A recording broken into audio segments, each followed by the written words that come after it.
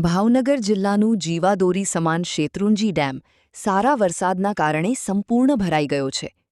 પાણીની સતત આવકને ધ્યાનમાં રાખીને ડેમના 20 દરવાજા ખોલવામાં આવ્યા છે, જેના કારણે મોટી માત્રામાં પાણી છોડવામાં આવી રહ્યું છે. ડેમના તમામ 20 દરવાજા ખુલતા પાણીનો પ્રચંડ પ્રવાહ જોવા મળી રહ્યો છે.